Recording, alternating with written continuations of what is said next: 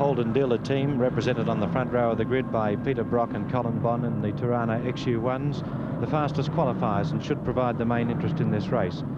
On the second line, Dick Johnson of Queensland, also in a Torana XU1 in car number 7, sharing the second line with John Goss in the Ford GT. Third line, Don Holland, yet another Torana with Bob Morris. And on the fourth line, Tony Allen in the Chrysler Charger, sharing that line on the grid with the Victorian driver Murray Carter in a Falcon GTHO. So plenty of power in this race, plenty of driving skill. Peter Brock and Colin Bond. Brock the fastest qualifier, 1 minute 51.7, 2.5 seconds faster than Colin Bond. A very fast time indeed.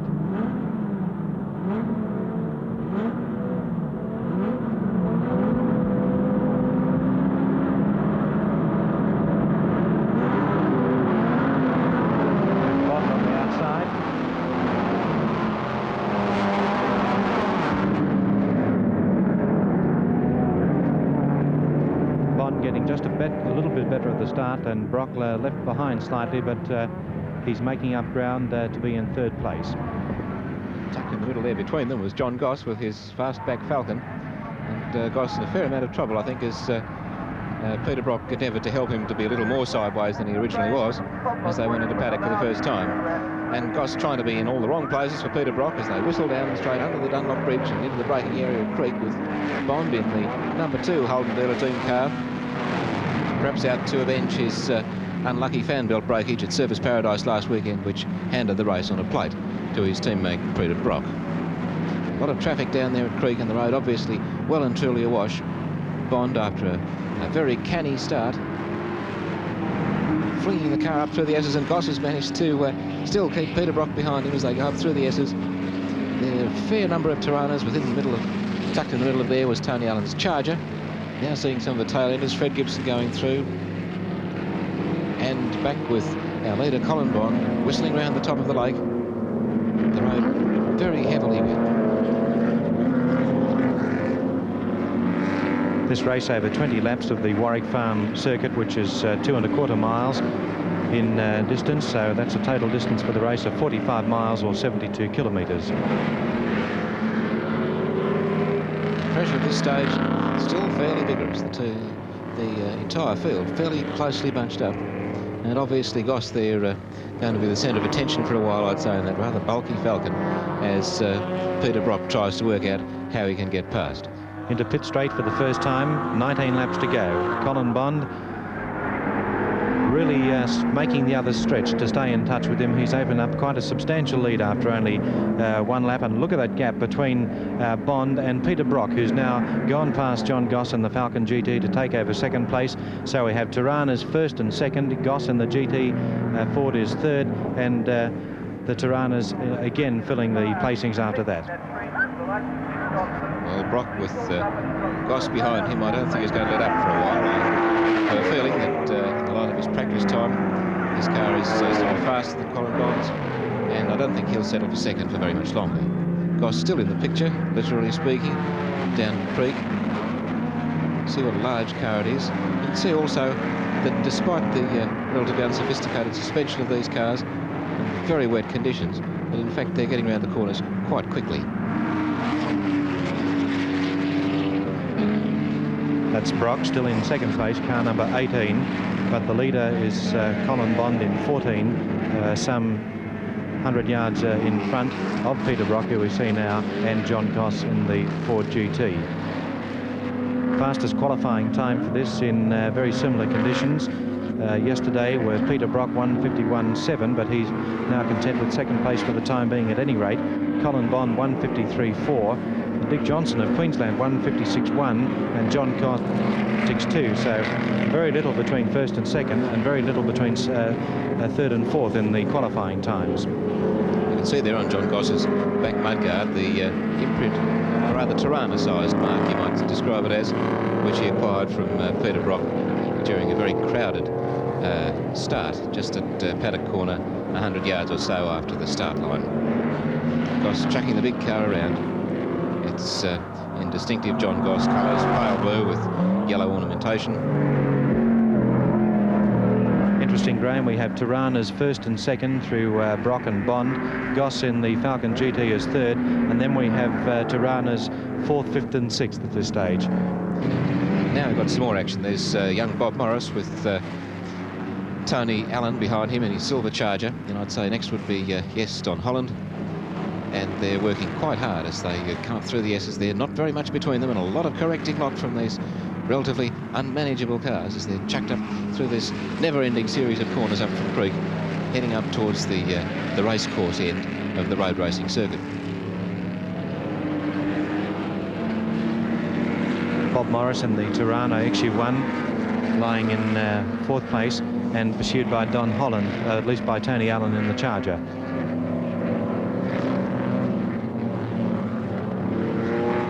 Allen has moved up 2 positions in the last lap. He was initially lying in sixth place, but now he's moved up to fourth place, having overtaken car number 8, which is the Torana of Don Holland, and car number 11, which is the Torana of Bob Morris. Bob Holden driving the Escort GT just in front of car number 7, the Queensland entry driven by Dick Johnson.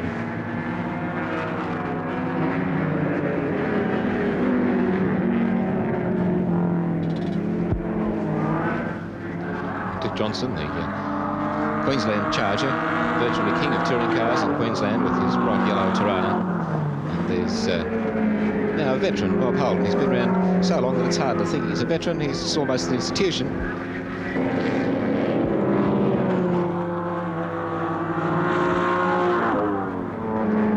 Bond, by going straight to the lead, has got all the track in front of him at his disposal. He's making full use of it too in these conditions. It's not a type of day in which you restrict yourself to a definite line, and you really need as much room as you can take. And that's the way that Bond's been going through the field, lapping one of the cars at the rear of the field. And you can see the rain and mist here at Warwick Farm. A very wet day with the rain not ceasing at all.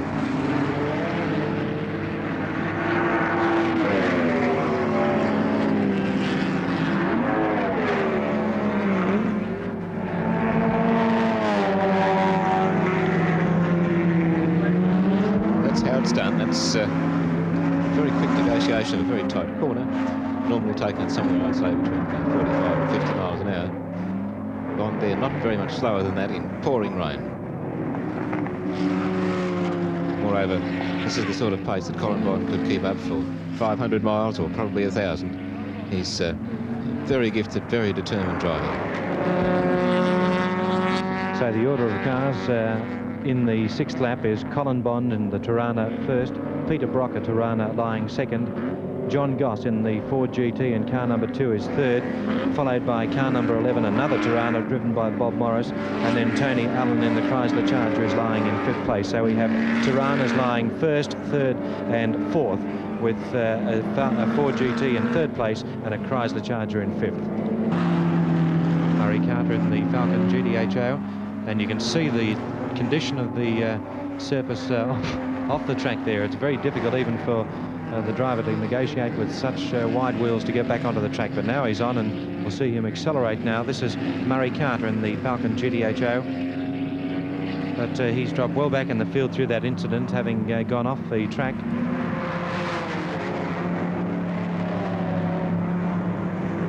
Well, that's Murray Carter, a man who leads a life never devoid of incident. And that's Carter again, done it again. He enjoys active motor racing, and he's been racing, in fact, for quite a while. You'll see here the enormous care required to return to the circuit, no matter where you might have been before. He's come unglued there on that very slippery section where Gary Campbell had his accident in his Lola 330. Lots of puddles there, and very slippery.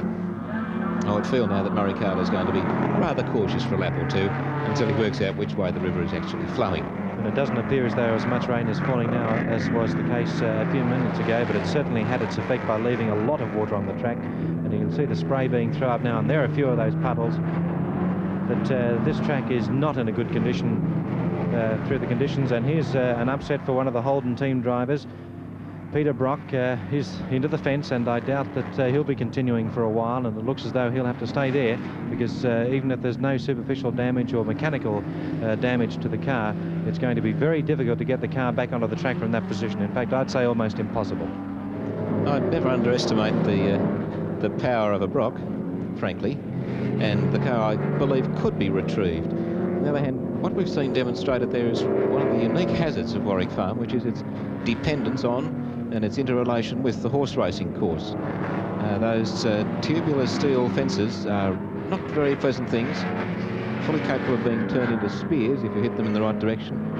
And Brocky was really rather lucky that he was driving a closed motor car and appears to have hit that fence broadside rather than head on. So while we're watching Murray Carter, a change in positions with Brock off the track, Colin Bond still the leader, and it's John Goss in the Ford GT who's moved into second place. It's becoming a fairly eventful race, not least due to the weather. Murray Carter has entertained us on several occasions already at this stage in the race.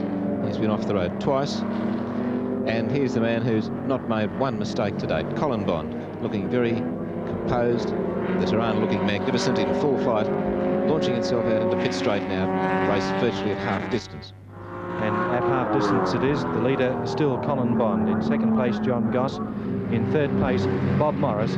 Fourth place, Don Holland. And back on the track, Peter Brock of Victoria. So he obviously was able to get out of that very slippery turf, and we'll just wonder how many positions he can pick up from now, although it is indicating he could be making... Yes, there's a typical Fiat action. The various Fiats that are racing in this race are no respecter of persons, and there was a little 128 Fiat Coupe going around the outside of such an exalted personage as a Holden dealer team driver, not to be gainsaid. Now what's happening here, and you can see that the Holden dealer team boys are not completely prepared for it. I feel he's at least getting the car inspected. He may possibly be... Yes, well, there's the simple explanation. A little bit of panel work, a few suitably applied levers, a little bit of pressure, I would feel, and we may have the mudguard removed from the tyre and Brock returned to the race. Well, Brock wants to waste as little time as possible, and just wait for these other cars to go down the track safely, and no doubt we'll see him scoot out of the pits and get back into the race as quickly as possible.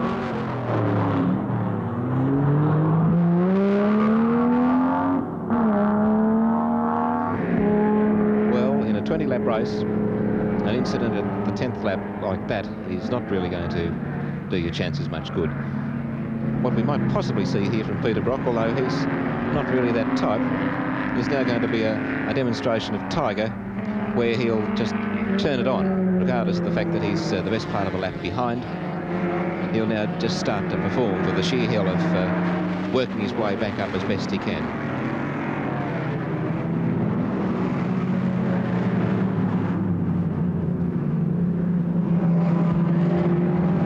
Peter Brock still trying desperately to catch up the leeway that he lost halfway through by leaving the track. But still Colin Bond in the second Torana XU1 of the Holden dealer team is leading the race. John Goss still in second place. Bob Morris in another Torana XU1 in third place. Well, a fair amount of traffic in there for Peter Brock. He's got Fred Gibson and Alan Grice ahead of him there in the S's, and I think he's starting to get a little excited about the fact that they weren't moving over. And that was Alan Grice, in fact, that's come unglued shortly after that, and gets his white Torana back on the road again with a minimum of delay, in fact. Well, in 10 laps of this race, we've seen more cars leave the actual racing surface than in any other race today, and I think we can attribute that back to probably to the fact that we've had so much rain in those 3 or 4 minutes after the race began.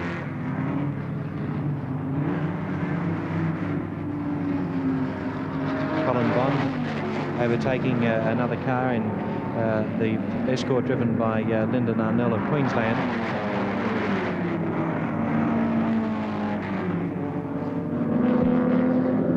.29 seconds is the lead that Bond has established over Goss. Bond looking very much in command at this stage. The Torana's now quite well-sorted racing sedan car. Bond in that characteristic fashion, head slightly back, relaxed arm movements. A natural driver with a great deal of subsequent polish. And now very much in command of this race, as he's been in command of many others since he joined the Holden dealer team.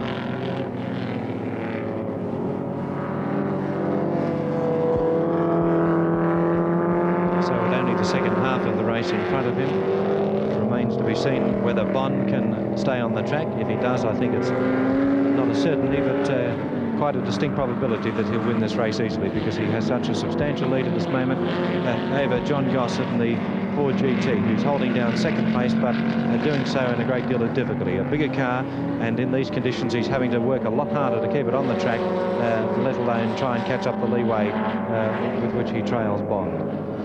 You'll see here the rather sort of toothless appearance of the big Ford. It's running conventional sized wheels, very low profile tyres which are about half the conventional thickness, designed to give higher road holding under racing conditions.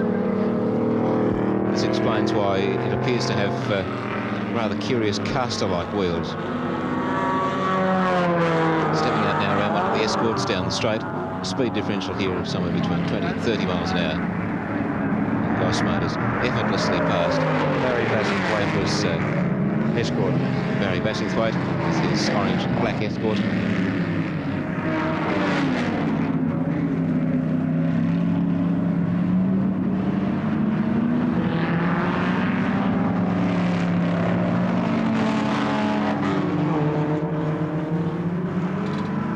Goss still in second place and still working fairly hard, wasting no time lapping slower cars, and still with that motorboat-like power slide exit from the S's as he heads up towards the crossing. Watch also, the Ford seems to swallow the bumps on the crossing considerably better than the Toranas, which are obviously much harder sprung. Here it is, a big motor car indeed. Not really the sort of thing that you'd expect to be hurling around a fairly tight race circuit like Warwick Farm.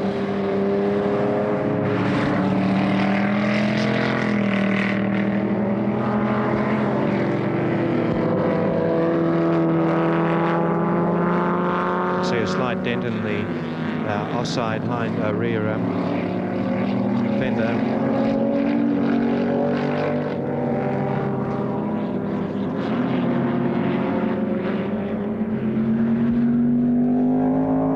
There you hear that strong swell of 6 litres of V8. Goss a little short on handling, and certainly embarrassed by the wet conditions, which don't really suit a car of this style, but getting as much power as he possibly can onto the wet road. Gradually falling back though on Bond, who's leading the race, but keeping his lead over third place man Bob Morris with the bright red Torana. And it looks as though Morris is about to be lapped, or is it sort of unlapped as it were, by Peter Brock. Back in the race again, and pulling strongly away now at this stage from Bob Morris. And in fact, Peter Brock has moved up into 5th position, Graham, so the order with the Toranas really going well. Colin Bond leading from John Goss. In 3rd place is the Torana of Bob Morris, followed by another Torana of Don Holland, and Peter Brock has moved into 5th place, so 4 Toranas in the first 5. Bond with no one in sight, fore or aft, stepping out from Creek, up through the S's and under Shell Bridge. Still on this quite exuberant line with the tail hung well out, car fully under control, and it seems now that the road perhaps drying a little. You can start to see wheel tracks up there. And likewise, I think Bond not pressing as hard as he was in the early stages of the race.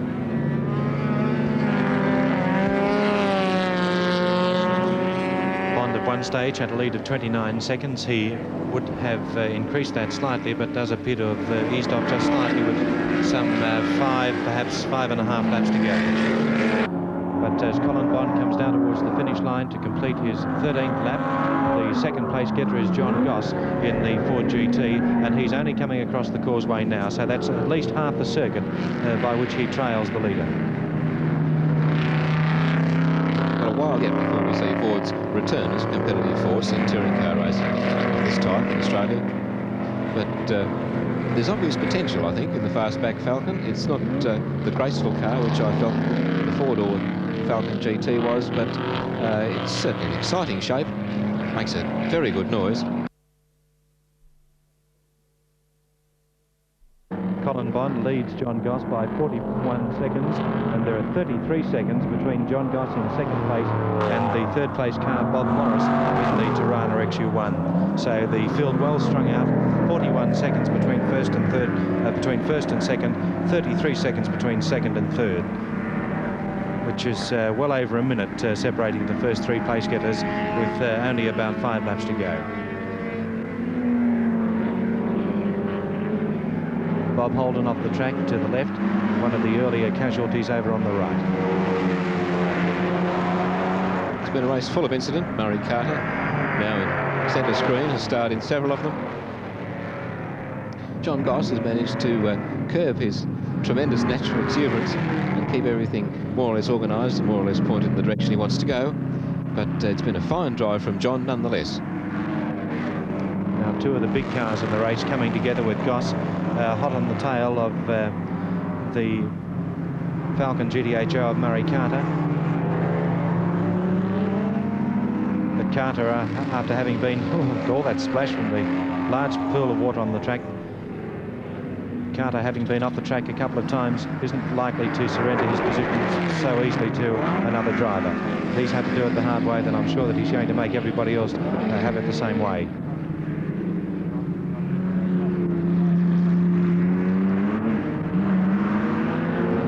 What I would expect Goss to do here would be to try to time his exit from the causeway so that he's going faster than Carter, and try and catch him up on the run, the straight line run up to Polo. He can at least draw level with him, as he's trying to do now. He may be able to assert his right to the corner, but Carter won't let him have it, and the procedure starts again. No doubt after they've gone past the finishing line in Pitt Straight and then around over the Western Crossing into Hume Straight, we'll see a little bit of action between these two, with the two large engine cars, the Falcon GTHO of Murray Carter leading John Goss in the Ford GT at the moment, but for how long?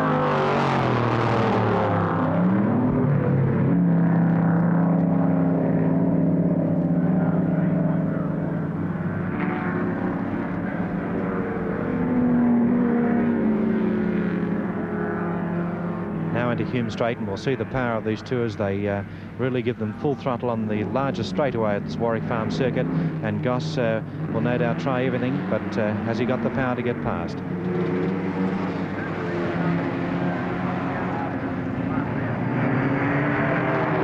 Well, that was his best opportunity with that long straight, and here he is trying to force the Falcon off around the corner, and he's done it.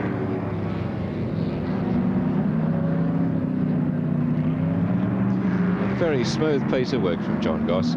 He simply outbraked Murray Carter at the end of the straight. There was virtually nothing in it at top speed or acceleration at top speed, merely that Goss was able to brake harder at later and wheeled into the corner fully under control, and proceeds now to walk away from Murray Carter with great ease. Now this is the third place car, Bob Morris in the Torana.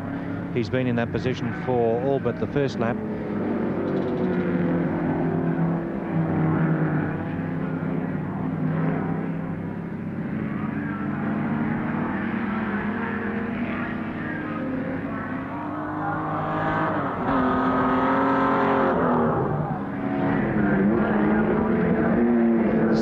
Dominated by Toranas, not for any reason other than at the moment, for this category of racing, they're by far the most suitable car in Australia.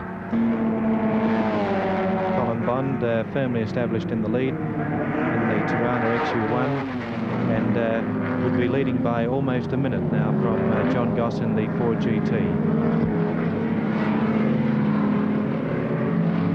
This is Goss now, coming up Hume Straight, a very long straightaway.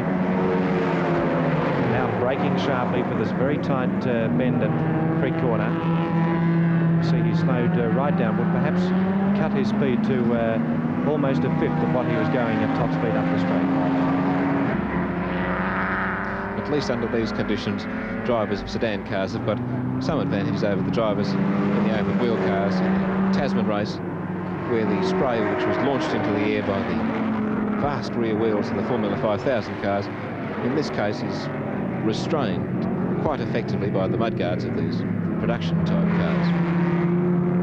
They've also got windscreen wipers to help them. Most of the drivers, I think, will finish the race fairly dry. And he's got to complete this lap and then only one more to finish the race.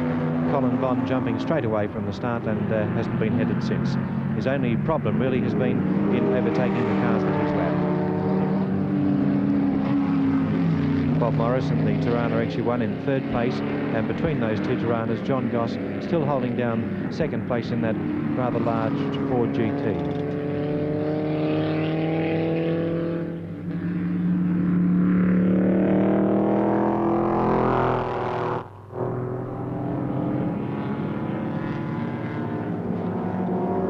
So while Morris comes around Ledger Corner into pit straight, we'll have seen Colin Bond go through already, and Colin Bond now is on his way to his last lap of the race.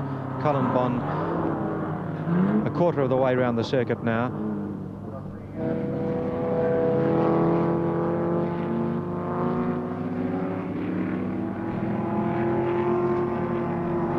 Bond now pointing his way into Ledger on the final lap, looking in total command as he has right from the fall of the flag, lapping yet another car as he heads towards the start-finish line.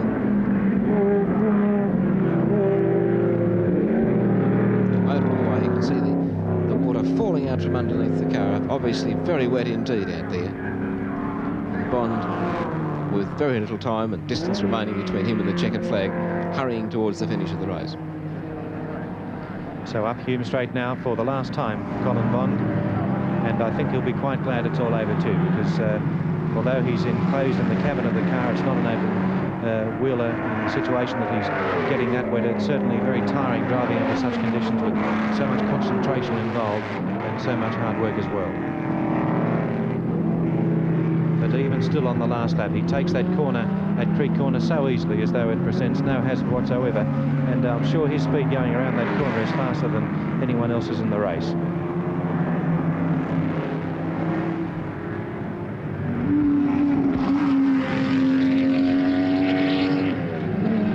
Bond making his way now around towards the causeway. Come around between these two twin lakes that have really seen their volume of water increase with this heavy rain here today. Car number 14, the Torana XU1, driven by Colin Bond of Victoria. Less than half the circuit to go now.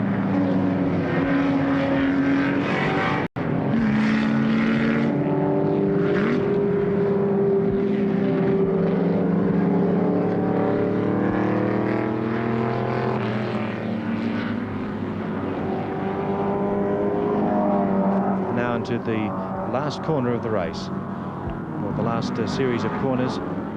Two gentle right-handers, and now into Hume Straight, pit straight at least for the last time, to take the checkered flag, and Colin Bond of Victoria wins the production touring car race, the second round of the South Pacific Touring Car Series, and that's the margin of his victory. He's already taken the checkered flag, and more than half a lap behind John Goss in the Ford GT, now coming on his way quite untroubled to take second place, but so far behind the winner.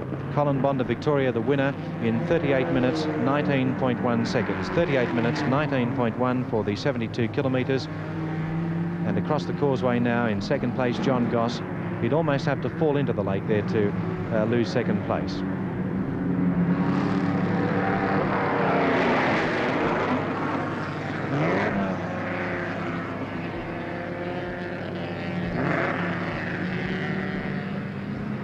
His margin in front of the third place car, that of Bob Morris, would be almost a minute itself, but he's been beaten by well over a minute, I would say, by Colin Bond. Colin Bond, the victor of the race, and John Goss now coming himself into this series of last two small right-handed bends.